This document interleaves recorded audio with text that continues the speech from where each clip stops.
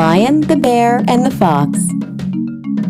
అనగనగా ఒక దట్టమైన అడవిలో జంతువులు నివసిస్తూ ఉండేవి. అందులో ఒక సింహం, ఒక ఎలుగుబంటి, ఒక నక్క ఉండేవి.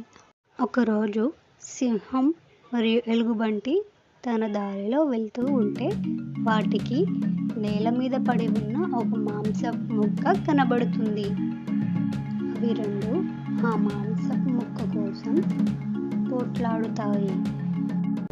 నేను ముందు చూశాను అంటూ అవి రెండు గొడవ పడసాగాయి. ఏలుగు, అది నా మాంసం ముక్క. నేనే రాజును కాబట్టి అది నాకే దక్కాలి. నువ్వు రాజు అయితే ఎవరికి గొప్ప? నీకన్నా బలంగా ఉంటాను కాబట్టి అది నాకే దక్కాలి. అయినా నేనే ముందు చూశాను అంటూ చాలాసేపటి నుండి గొడవ పడుతున్నాయి. ఇంతలో అక్కడికి ఒక నక్క వచ్చింది. సమయం కోసం ఎదురు చూడసాగింది.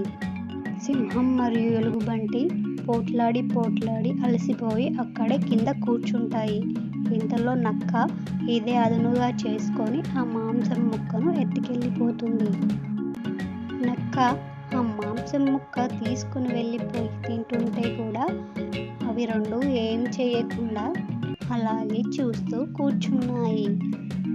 సింహం మరియు ఎలుగుబంటి ఇలా అనుకుంటాయి, మనం ఇద్దరం పోట్లాడుకునే బదులు ఆ ముక్కని చెరొక భాగం పంచుకునింటే ఎంత బాగుండేది. ఇప్పుడు ఉన్నది కూడా ఇతరుల పాలయ్యింది. ఈరోజు కథలోని నీతి వచ్చేసి, దేనినైనా పొందాలనుకుంటే గొడవలతో కాకుండా పంచుకోవడం వల్ల దేన్నైనా పొందవచ్చు. ఈ స్టోరీ మీకు నచ్చినట్టయితే లైక్ చేసి సబ్స్క్రైబ్ చేసి సపోర్ట్ చేయండి.